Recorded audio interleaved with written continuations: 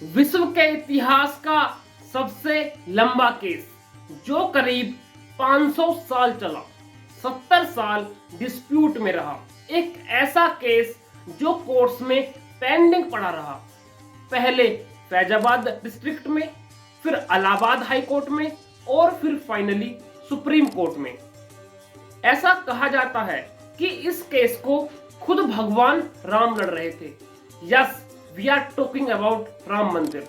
तो आज राम मंदिर के बारे में पूरी तरह से बात करेंगे कि पहले राम मंदिर को क्यों बनवाया और फिर इसको तुड़वाकर मस्जिद को क्यों बनाया और फिर मस्जिद तुड़वाकर और फिर से राम मंदिर को क्यों बनवाया।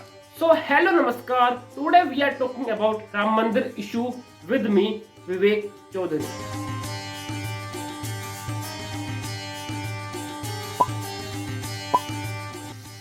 देखिए, इस पूरे इशू को जानने के लिए हमें पीछे जाना होगा और इसकी पूरी हिस्ट्री को समझना होगा।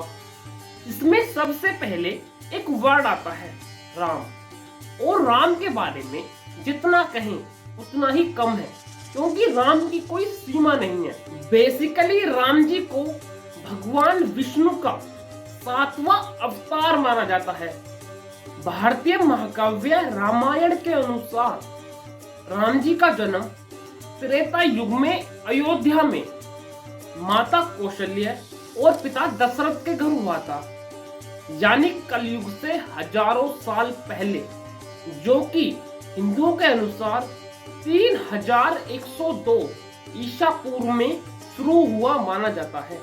कालिदास ने अपने रघुवंश महाकाव्य में गुप्तार तीर्थ का उल्लेख किया है, अर्थात गुप्तार घाट, जहां पर माना जाता है कि जब राम जी स्वर्ग को जा रहे थे तो उन्होंने सरयू के जल में प्रवेश किया, तो उनकी याद में उनके बेटे कुश ने राम मंदिर जन्मभूमि को बनवाया, जो कि 5th सेंचुरी बीसी में उज्जैन के रूलर विक्रमादित्य जब अयोध्या में आए तो उन्होंने इस राम मंदिर को रेजुविनेट किया, मतलब इसमें मॉडिफिकेशंस की।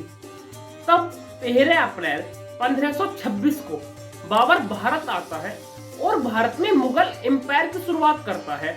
अगर हम मौलवी अब्दुल गफ्फार और हिस्टोरियन हर्ष नारायण के अनुसार देखें तो बाबर अयोध्या में किसी की खोज करने के लिए एक कलंदर का भेष, मतलब एक तपस्वी के भेष में आया था।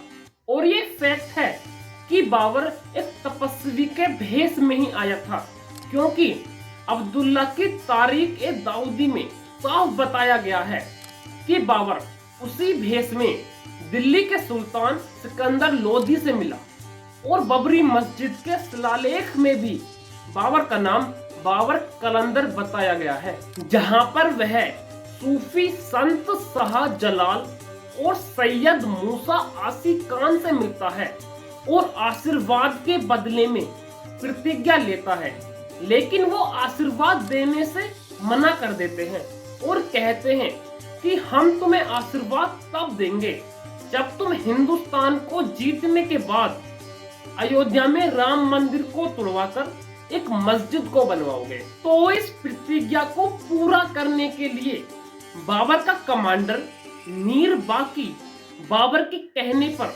राम मंदिर को तोड़वाता है और वहां पर बबरी मस्जिद बनवाता है।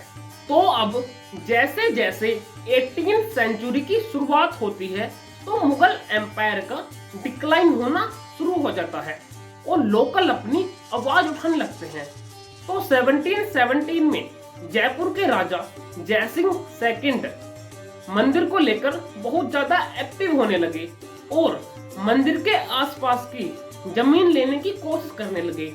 उस टाइम पर अवध पर, मतलब आज के अयोध्या पर, सैयद ब्रदर्स रूल कर रहे थे और जयसिंह सेकंड के भी रिलेशंस सैयद ब्रदर्स के साथ बहुत ही अच्छे थे, लेकिन फिर भी वो जमीन को नहीं ले पाए, क्योंकि उस टाइम के दौरान सैयद ब्रदर्स की डेथ हो जाती है। लेकिन वो इतना कर देते हैं कि मस्जिद के बाहर राम चबूतरा को बनवा देते हैं। इस चीज का एविडेंस जोसेफ टी फेंटलर जो कि एक ज्योग्राफर थे, 1760 में अयोध्या में आए थे। उन्होंने अपनी बुक में लिखा है, अब ब्रिटिशर्स इंडिया को अपनी कॉलोनी बना लेते हैं। तो ईयर 1800 में वहां पर एक लैंड डिस्प्यूट होता है, जिसके बाद 1838 में मेंढको मैरी मार्टिन वहां पर सर्वे करने के लिए जाते हैं और देखते हैं कि मस्जिद के पिलर्स एक मंदिर से लिए गए हैं। जिसके बाद लोग वहां पर और ज्यादा एक्टिव होने लगे। अब 1853 में निर्मोही अखाड़ा सामने आता है, जो कि हिंदू संप्रदायों में 14 अखाड़ों में से एक है, और वो क्लेम करता है कि ये मस्जिद बाबर ने राम मंदिर को तुड़वाकर बनवाया था।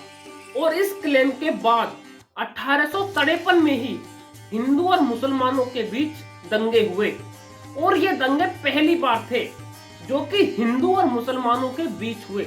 अब इसके बाद ही 1857 की रिवोल्ट हो जाती है, और अवध भी इस रिवोल्ट का हिस्सा था। तो ब्रिटिशर्स इन दंगों को रोकने के लिए मस्जिद और राम चबूतरा के बाहर फेंसिंग कर देते हैं, मतलब बैरियर्स लगा देते हैं कि यहाँ से यहाँ तक मुस्लिम्स रहेंगे और यहाँ से यहाँ तक हिंदूज रहेंगे और अपना पूजा पाठ करेंगे। अब ईयर आती है 1885, जब ये मामला पहली बार कोर्ट में पहुंचता है। निर्मोही अखाड़ा के महंत रघुबर दास फैजाबाद डिस्ट्रिक्ट कोर्ट में अपील करते हैं कि हमें राम चबूतरा में छोटा सा मंदिर बनाने की अनुमति दी जाए, लेकिन कोर्ट इस अपील को खारिज कर देती है। और उसी साल 1885 में INC that is Indian national Congress का भी गठन होता है, और उस टाइम पर अलग अलग नेशनल मूवमेंट शुरू हो रही थी, और हर कोई आजादी चाह रहा था कि अगर एक बार आजाद हो गए तो ये मैटर तो बाद में भी सोल्व हो जाएगा। तो उस टाइम पीरियड में ये मामला थोड़ा सा ठंडा हो जाता है। लेकिन फिर साल आती है 1934, और वहां पर फिर से दंगे होते हैं, और इस बार इन दंगों में बबरी मस्जिद की दीवार टूट जाती है। लेकिन फिर बाद में ब्रिटिश गवर्नमेंट उस दीवार को फिर से बनवा देती है। अब 1947 में भारत आजाद हो जाता है, और ये डिसीजन लिया जाता है कि मस्जिद तो सिर्फ फ्राइडे को ओपन होगी और अपना मंदिर रोज के डेली बेसिस पर ओपन होगा।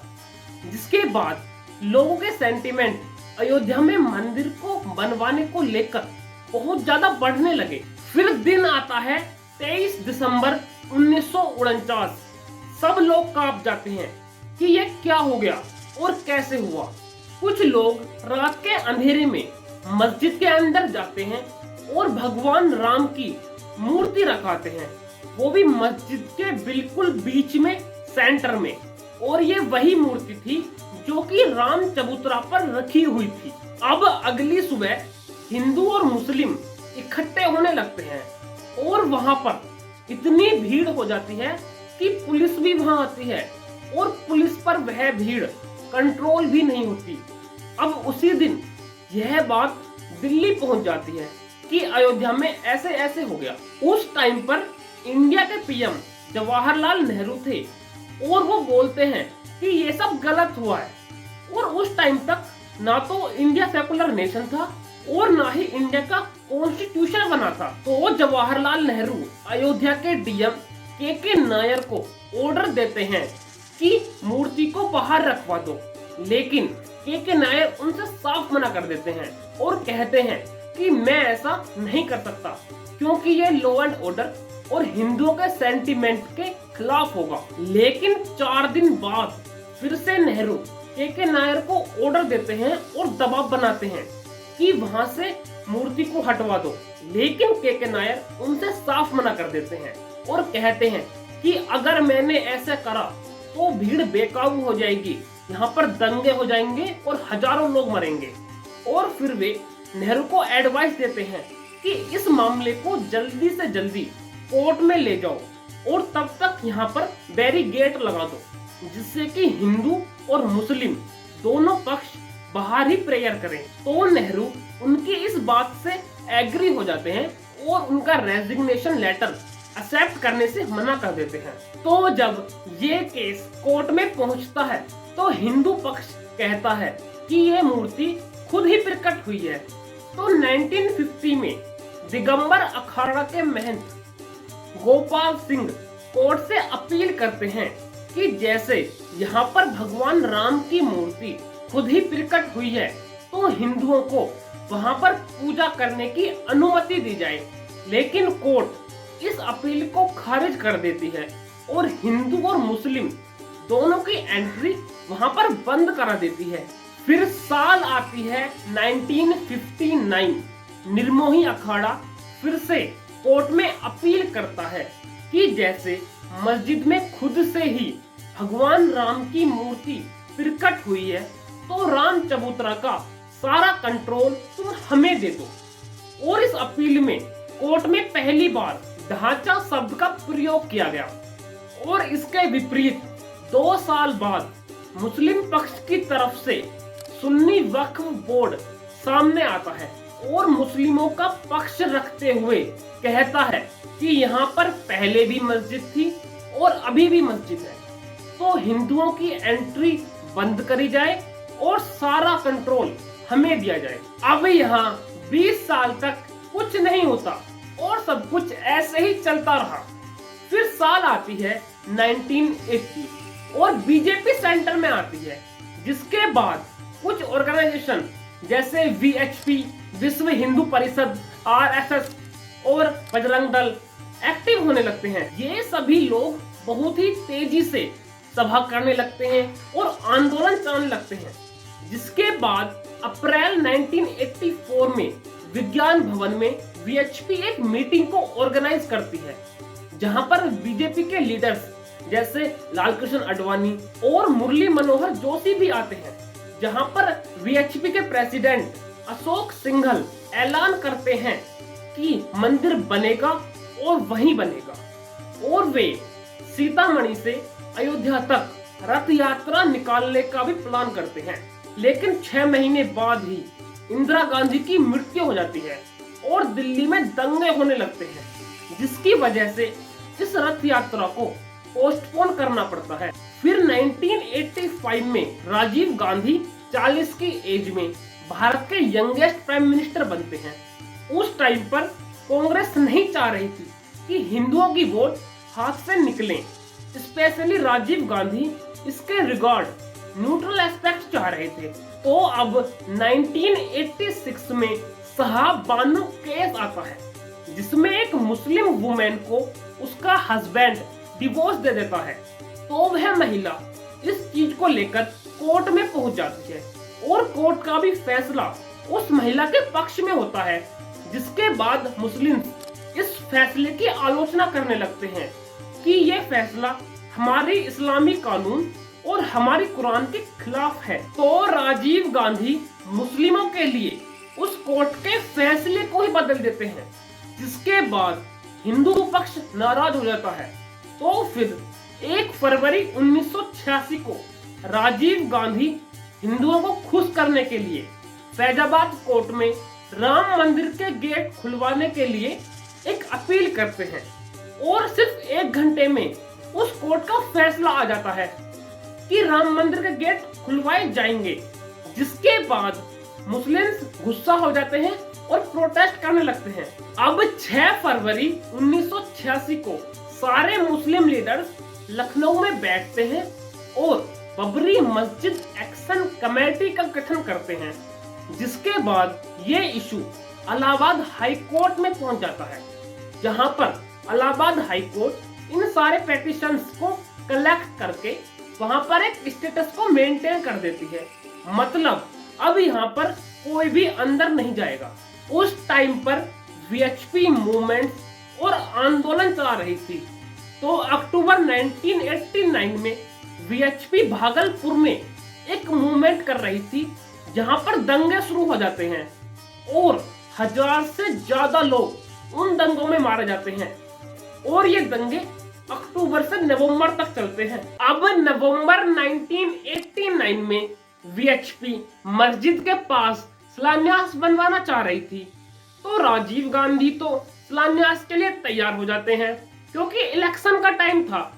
लेकिन फिर भी 1989 के इलेक्शन कांग्रेस हार जाती है और नेशनल फ्रंट से वीपी सिंह पीएम बनते हैं और बीजेपी की हेल्प लेते हैं क्योंकि 1984 के इलेक्शन में बीजेपी को केवल 2 सीटें मिली थी और इस बार 1989 के इलेक्शन में बीजेपी को हिंदुओं के सपोर्ट से टोटल 85 सीटें मिली। अब 25 सितंबर 1990 को लाल कृष्ण आडवाणी सोमनाथ से अयोध्या तक रथ यात्रा निकालने का ऐलान करते हैं और इस बार नरेंद्र मोदी सामने आते हैं और इस रथ यात्रा में नरेंद्र मोदी बहुत ही ज्यादा सपोर्ट करते हैं। अब ये रथ यात्रा भारत के अलग अलग पार्ट्स में पहुंचती है और जहां भी ये पहुंचती है वहीं पर दंगे होते हैं। जब ये यात्रा बिहार के समस्तीपुरी डिस्ट्रिक्ट में पहुंचती है तो बिहार के सीएम लालू प्रसाद यादव समस्तीपुरी डिस्ट्रिक्ट के डीएम रामेश्वर उरांव को फोन करके इस यात्रा को रोकने और लाल कृष्ण आडवाणी को अरेस्ट करने के लिए बोलते हैं। अब रामेश्वर उरांव वहां पहुंचते हैं, यात्रा को रुकवाते हैं और लाल कृष्ण आडवाणी और प्रमोद महाजन दोनों को अरेस्ट कर लेते हैं। अब 30 अक्टूबर 1990 को जब कार सेवक अयोध्या पहुंचते हैं तो वहां पर जाकर मस्जिद के ऊपर झंडा फहरा देते हैं, जिसके बाद वहां पर हिंसा हो जाती है और यूपी के सीएम मुलायम सिंह यादव उन कार सेवकों पर गोली चलवा देते हैं और सारे कार सेवकों की मृत्यु हो जाती है। और इसी के बाद मुलायम सिंह यादव को मुल्ला मुलायम कहा गया। अब फिर से 1991 में इलेक्शन का टाइम था तो एक कैंपेन के दौरान राजीव गांधी की मृत्यु हो जाती है, जिसके बाद कांग्रेस सिंपैथी में आ जाती है और इलेक्शन जीत जाती है। फिर पीवी नरसिम्हा राव भारत के नए पीएम बनते हैं और उसी साल यूपी में विधानसभा के इलेक्शन होते हैं जिसमें बीजेपी जीत जाती है और कल्याण सिंह यूपी के नए सीएम बनते हैं।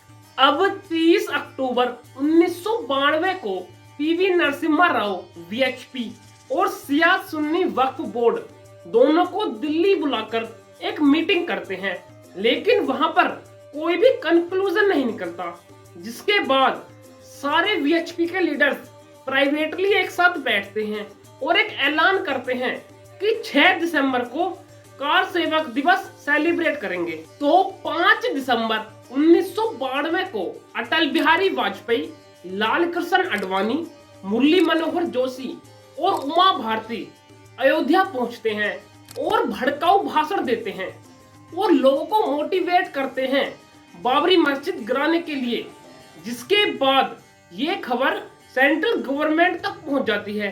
तो कल्याण सिंह गवर्नमेंट को इंश्योर करते हैं कि यहाँ पर ऐसा कुछ नहीं होगा, जिसके बाद पुलिस उमा भारती को रोकने लगती है क्योंकि उमा भारती बहुत ही ज्यादा भड़काऊ भाषण दे रही थी। लेकिन उमा भारती वहां पर जाने के लिए अपने बाल कटवा लेती हैं और गंजा होकर वहां पर जाती हैं, जिससे उन्हें कोई पहचान ना पाए। अब 6 दिसंबर 1992 को करीब 2 लाख कार सेवक अयोध्या पहुंचते हैं और उनके साथ कई बड़े बड़े वीएचपी और बीजेपी के लीडर्स भी थे। अब करीब 11:15 से 11:30 के बीच में ये भीड़ एग्रेशन में आती है और पहले गुम्मद पर चढ़ जाती है और पहला गुम्मद करीब 1:55 तक टूटकर नीचे गिर जाता है और दूसरा गुम्मद 3:30 बजे तक और तीसरा गुम्मद 5 बजे तक टूटकर नीचे गिर जाते हैं। फिर ये भीड़ वहीं पर छोटा सा मंदिर बनाकर उसमें छोटी सी मूर्ति रख देती है, जिसके बाद 6 बजे तक यूपी में प्रेसिडेंट रूल लग जाता है और 6:30 बजे कल्याण सिंह अपना रेजिग्नेशन दे देते हैं क्योंकि अपना काम तो हो गया। अभी ये खबर फैलने के बाद अलग अलग जगह में दंगे होने शुरू हो गए और करीब 2000 लोग मरे इन दंगों में। और ये दंगे सिर्फ भारत में नहीं बल्कि मुस्लिम कंट्रीज में भी चले, जैसे बांग्लादेश और पाकिस्तान। बांग्लादेश में करीब 12 मंदिर तोड़े गए और पाकिस्तान में करीब 20 मंदिर तोड़े गए और लोगों को मारा गया, उनके घर जलाए गए और भी बहुत कुछ। अब यह मामला ठंडा हो ही रहा था। इतने में ही वीएचपी फिर से पीएम अटल बिहारी वाजपेयी के सामने इस इशू को खड़ा कर देती है, लेकिन इस बार वो ज्यादा ध्यान नहीं देते क्योंकि उस टाइम पर वो डेवलप्ड नेशन पर काम कर रहे थे।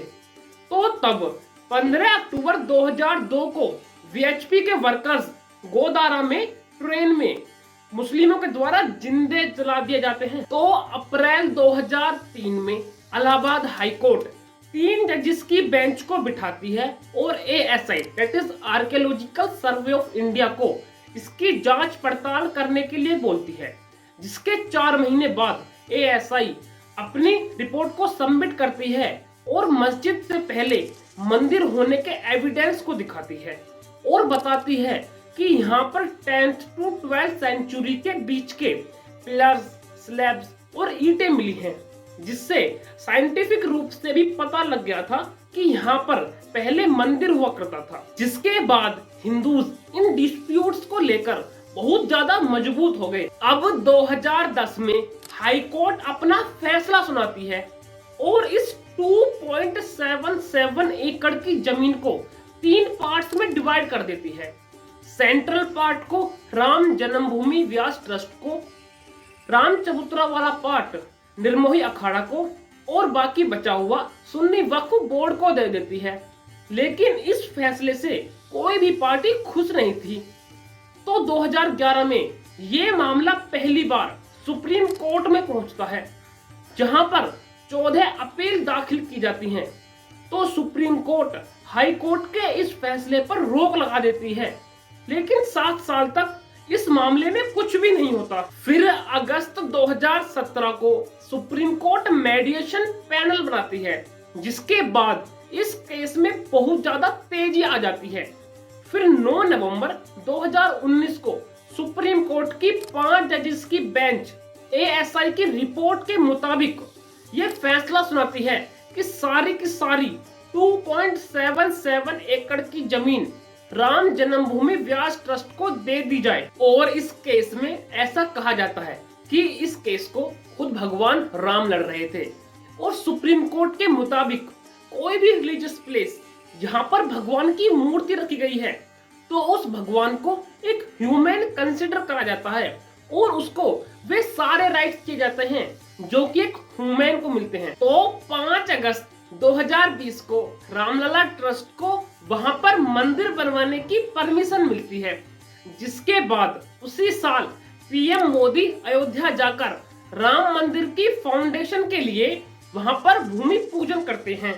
राम मंदिर का architecture traditional and modern design elements का मिश्रण दिखाती है। मंदिर की कल्पना एक भव्य संरचना के रूप में की गई है, जिसमें जटिल नक्काशी, गुंबद और शिखर हैं। ये डिजाइन एंशिएंट आर्किटेक्चर को दर्शाता है, विशेष रूप से नगाड़ा आर्किटेक्चरल डिजाइन को दर्शाता है। अब लास्टली बात करें तो 492 साल का लंबा इंतजार अब खत्म हो चुका है और अब राम मंदिर का इनॉग्रेशन 22 जनवरी 2024 को होगा। ये मंदिर कई दशकों की कानूनी लड़ाई, सामाजिक तनाव और सांस्कृतिक आकांक्षाओं का प्रतीक है। इस पूरी स्टोरी में एक ऐसा फेज था जिसे कोई देखना नहीं चाह रहा था, और वो है लड़ाई और दंगों का फेज।